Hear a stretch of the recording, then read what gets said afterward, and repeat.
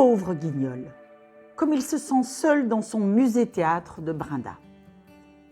Créé en 2008, ce lieu d'exposition de représentation théâtrale, géré par la communauté de communes des Vallons du Lyonnais, est dédié à la marionnette.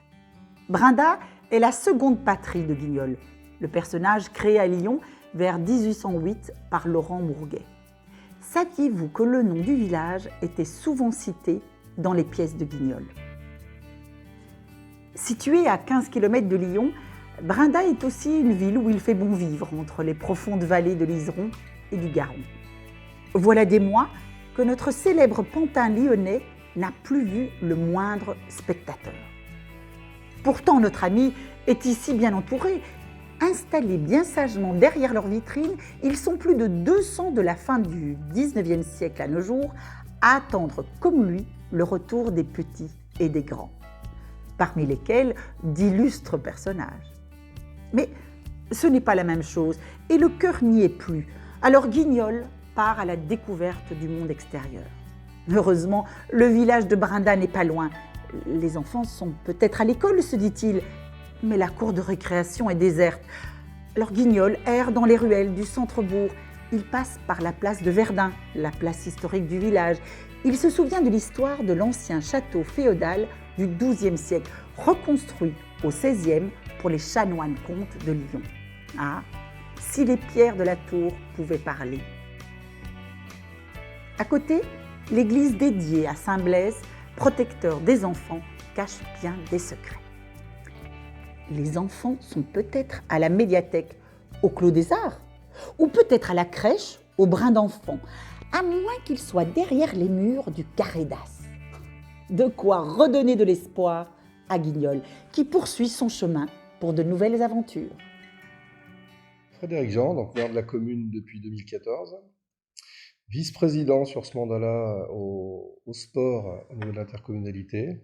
J'ai 49 ans, marié, 2 enfants, fils de 13 ans et un fils de presque 18 ans dans 2 mois.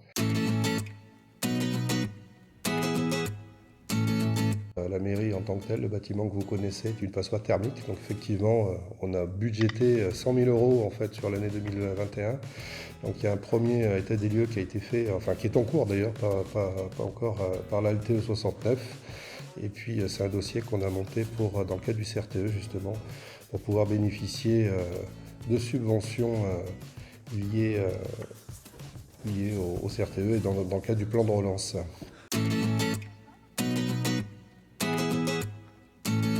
Nouvelle école sur Brinda, puisqu'on a la chance d'être un village, encore un village, peut-être plus pour très longtemps, qui est extrêmement dynamique, avec beaucoup de familles qui viennent s'inscrire.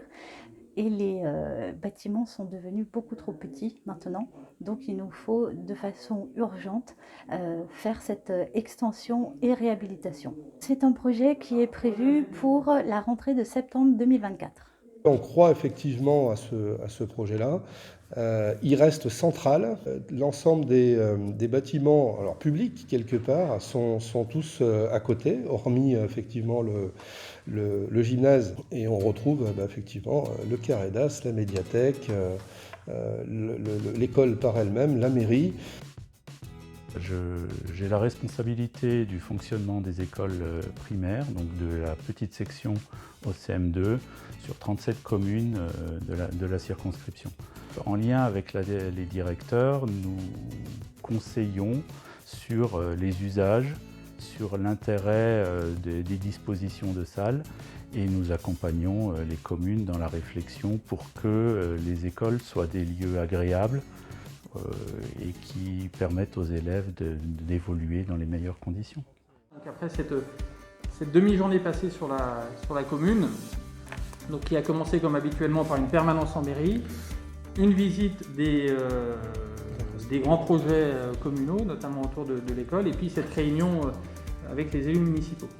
Donc le principe est simple, hein, vous pouvez finalement faire une proposition ou questionner les élus que nous sommes, hein, que ce soit au niveau local ou au niveau national. On habite la commune de Brinda depuis plus de 20 ans. On a découvert enfin un projet d'antenne relais radiotéléphonique qui a poussé. Il y a plusieurs questions concernant la fibre optique. Concernant les infrastructures sportives, donc on est un certain nombre d'associations, pas tout le monde a donné des cours en extérieur, bien sûr en respectant les gestes barrières, le couvre-feu, etc. Ma question, c'est à quand, un jour, une vraie salle de danse ou autre, mais je crois que c'est surtout une salle de danse qui manque, même si je prêche pour ma paroisse. Quels sont les projets d'infrastructures sportives aujourd'hui sur la commune de Brinda?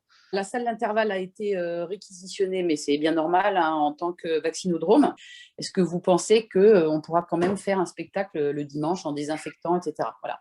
Merci pour le temps que vous passez à informer les citoyens. Juste une petite question, oui, j'avais entendu parler que la voie cyclable là, qui principalement à Grézieux serait prolongée jusqu'en Brinda, et donc avec un pont qui enjamberait l'Iseron. Oui. Je ne sais pas si c'était toujours d'actualité. J'avais une simple question, voilà, ça concerne en fait la réflexion des routes secondaires sur Brinda. Et merci beaucoup pour ces échanges, c'était enrichissant, même si on ne partage pas tous les mêmes idées, mais c'est justement ça la démocratie, c'est ce qui permet de faire avancer les choses.